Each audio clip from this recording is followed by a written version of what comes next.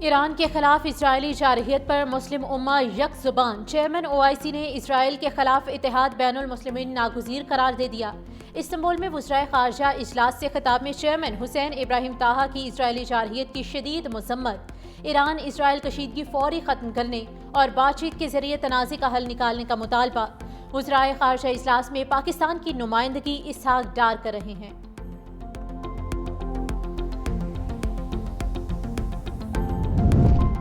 ترک صدر نے اسرائیل کو امن کی راہ میں سب سے بڑی رکاوٹ قرار دے دیا۔ OIC وزرائے خارجہ اجلاس سے خطاب میں ترک صدر رجب طیب اردوان نے کہا کہ اسرائیل ایک دہشت گرد ریاست اور خطے کے امن کی راہ میں سب سے بڑی رکاوٹ ہے۔ صہیونی ریاست پورے خطے کو جنگ میں دھکیلنا چاہتی ہے۔ ایران پر اسرائیلی حملے کی سخت مذمت کرتے ہیں۔ ایران کو اپنے دفاع کا مکمل حق حاصل ہے۔ ایرانی بہن بھائیوں کے ساتھ کھڑے ہیں۔ مغربی طاقتیں اسرائیل کی حمایت کر رہی ہیں۔ مسلمانوں کو بھی متحد ہونا ہوگا۔ ترک صدر کا مسئلہ فلسطین کے 2 ریاستی حل کا مطالبہ، کہا فلسطین ہماری ریڈ لائن ہے، خطے کو مزید تباہی سے بچانا ہوگا۔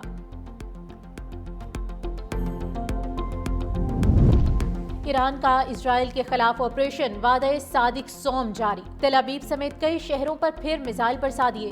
صہیونی دارالحکومت دھماکوں سے گونجتا رہا۔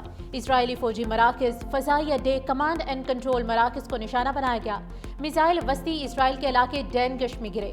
رہائشی عمارت میں آگ لگ گئی۔ حملے میں کئی اسرائیلی زخمی۔ اسرائیل کی ایران کے خلاف جارحیت جاری۔ اسرائیلی وزیر دفاع کا قدس فورس کے سربراہ سعید کو شہید کرنے کا دعویٰ۔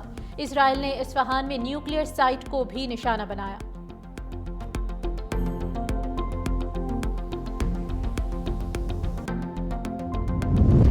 جنگ بندی کی درخواست پاکستان نے نہیں، بھارت نے کی۔ پاکستان نے بھارتی میڈیا کے جھوٹے اور من گھڑت پروپیگنڈے کی سختی سے تردید کر دی، کہا بھارتی جارحیت کا فیصلہ کن جواب دیا۔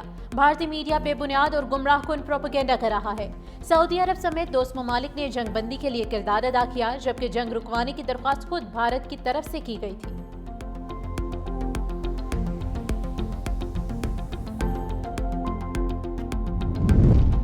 دختر مشرق، شہید جمہوریت، عالم اسلام کی پہلی خاتون وزیر اعظم بے نظیر بھٹو کی 72ویں سالگرہ۔ شہید بی بی کی پوری زندگی عزم، ہمت اور حوصلے کی بے مثال داستان۔ صدر مملکت آصف علی زرداری اور بلاول بھٹو کا شہید محترمہ بے نظیر بھٹو کی قومی خدمات اور قربانیوں کو خراج عقیدت۔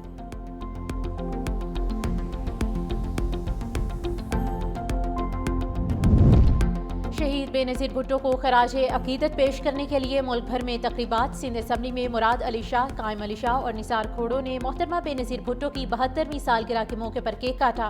ارکان سندھ اسمبلی کی بھرپور شرکت۔ گوجرانوالہ اور ننکانہ صاحب میں سابق وزیر اعظم کی 72ویں سالگرہ کی تقریب۔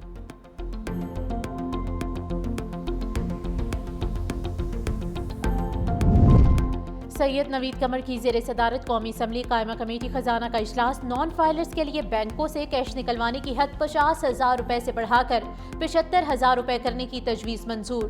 FBR کی نان فائلر پر ود ہولڈنگ ٹیکس 1% کرنے کی تجویز مسترد۔ سید نوید قمر کا کہنا ہے کہ عوام پر ٹیکس کا بوجھ بڑھانے کی تجویز کی منظوری نہیں دے سکتے۔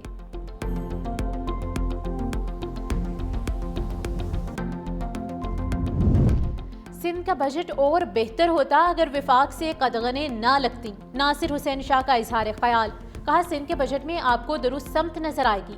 بجٹ میں کچھ ٹیکس ختم، کچھ میں کمی کی گئی ہے۔ اسکیمز کو 2 سال میں مکمل کرنے کا ہدف رکھا گیا ہے۔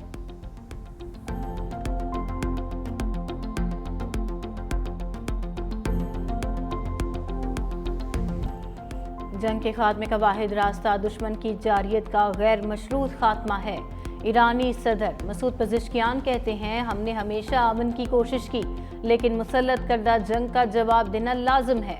صہیونی دہشت گردی کا مکمل خاتمہ ناگزیر ہے، مستقبل امن کے لیے ضروری ہے۔ اسرائیلی مہم جوئیوں کو ہمیشہ کے لیے ختم کرایا جائے۔ ایران اسرائیل تنازع پر وزیر اعظم اور امریکی وزیر خارجہ میں اہم رابطہ۔ شہباز شریف بولے ایران اسرائیل جنگ کا پرامن حل چاہتے ہیں۔ پاکستان خطے میں امن کے لیے تعمیری کردار ادا کرنے کو تیار ہے۔ صدر ٹرمپ اور عاصم منیر کی ملاقات انتہائی مثبت رہی۔ مارکو روبیو کی سفارتی کوششوں سے پاک بھارت جنگ ٹلی۔ جنوبی ایشیا میں دیر پا امن کے لیے پاکستان بھارت مذاکرات ضروری ہیں۔ وزیر اعظم کا مسئلہ کشمیر، آبی معاہدے، تجارت اور دہشت گردی پر بات چیت کی ضرورت پر زور۔ امریکی وزیر خارجہ کے علاقائی امن کے لیے پاکستان کے کردار کی تعریف، کہا امریکہ پاکستان کے ساتھ قریبی شراکت داری کے لیے پرعزم ہے۔ وزیر اعظم شہباز شریف نے صدر ٹرمپ کو دورہ پاکستان کی دعوت بھی دے دی۔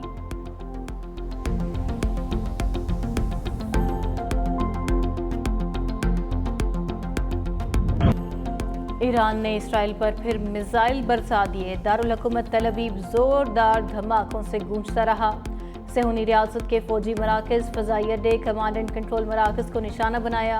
ایرانی میزائل وسطی اسرائیل کے علاقے ڈینگش میں بھی گرے، رہائشی عمارت میں آگ لگ گئی۔ حملے میں ایران کے مقامی تیار کردہ ڈرونز، ٹھوس اور مائع ایندھن سے چلنے والوں میزائلوں کا بھی استعمال کیا گیا۔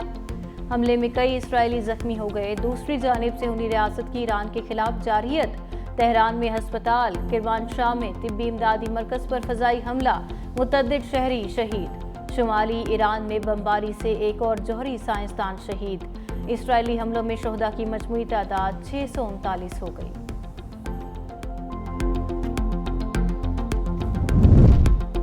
ایران کے ممکنہ جوابی حملے کا خوف، امریکہ نے قطر میں ایئر بیس سے طیارے ہٹا لیے۔ سیٹلائٹ تصویر میں دیکھا جا سکتا ہے کہ ایران اسرائیل جنگ سے قبل کئی طیارے موجود تھے، اب ایئر بیس پر کوئی طیارہ موجود نہیں۔ امریکی حکام نے برطانوی خبر رساں ادارے سے گفتگو میں طیارے ہٹانے کی تصدیق کر دی، کہا طیارے ایرانی حملوں کی زد میں آ سکتے تھے۔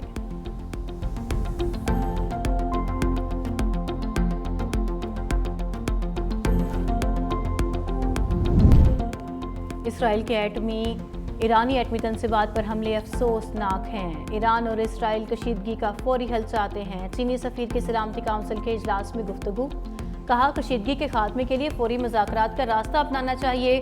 چینی صدر نے ایران، اسرائیل اور خطے کے دیگر ممالک کے سربراہان سے بات کی۔ ایران اسرائیل کشیدگی سے پورے خطے میں سیکیورٹی کی صورتحال خراب ہوئی۔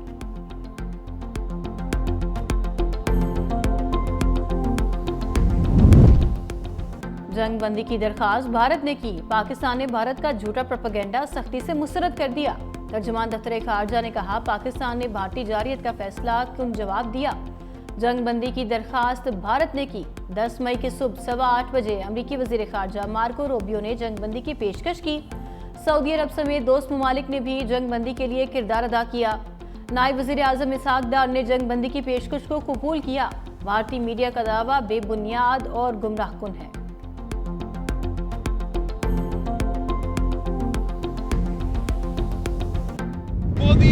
بھارت کو سنتاس معاہدے پر عمل کرے یا پھر ایک اور جنگ ہوگی، بلاول بھٹو کی وارننگ، کہا بھارت نے سندھو کی طرف میلی آنکھ سے دیکھا تو منہ توڑ جواب دیں گے۔ بھارت کو آبی معاہدہ ماننا پڑے گا ورنہ 6 کے 6 دریا حاصل کریں گے۔ پاکستان دہشت گردی کا سرپرست ہوتا تو فیلڈ مارشل کو وائٹ ہاؤس میں دعوت نہ دی جاتی۔ یہ دعوت پاکستان کی عالمی سطح پر پذیرائی اور بھارت کی ناکامی کا اعتراف ہے۔ بھارت پہلے اپنے جہازوں کی تباہی سے انکار کرتا رہا، بعد میں اسے ماننا پڑا کہ ہم نے ان کے جہاز گرائے۔ بھارت یہ ماننے پر بھی مجبور ہو گیا کہ کشمیر اندرونی نہیں بین الاقوامی معاملہ بن گیا ہے۔ بلاول بھٹو نے سیاسی مخالفین کو سیاسی یتیم قرار دے دیا، کہا جب بھارت حملے کر رہا تھا تو یہ مخالفین کہیں نظر نہیں آئے۔ چیئرمین بلاول بھٹو زرداری صاحب جس طریقے سے انہوں نے پاکستان کا ہر وہ موقف رکھا کہ پاکستان ایک پرامن ملک ہے، پاکستان دہشت گردی کے خلاف لڑنے والا ملک ہے، جس بھارت نے پاکستان پہ جنگ مسلط کی، آپ نے دیکھا کہ جس طریقے سے ہماری آرمی نے، ہماری ایئر فورس نے، ہماری نیوی نے منہ توڑ جواب بھارت کو دیا۔ آج بھارت پوری دنیا میں کہیں سر اٹھا کے چلنے کے قابل نہیں رہا۔ بلاول بھٹو کا کامیاب سفارتی مشن، وطن واپسی پر کراچی میں رہنما اور کارکنان کا شاندار استقبال۔ شرجیل میمن نے کہا بلاول بھٹو دہشت گرد مودی کا مکروہ چہرہ سامنے لائے۔ دوران جنگ بہادر افواج میدان میں لڑ رہی تھی۔ بلاول بھٹو عالمی فورمز پر پاکستان کا مواقف پیش کر رہے تھے۔ شہری رحمان نے کہا بلاول بھٹو نے اپنے شہید نانا اور والدہ کی یاد تازہ کر دی۔ بھارت سیز فائر کو جھٹلا رہا ہے، ہم نے جنگ مسلط کی نہ آگے بڑھائی، بھارت دہشت گردی کے شواہد بھی نہیں دے سکا۔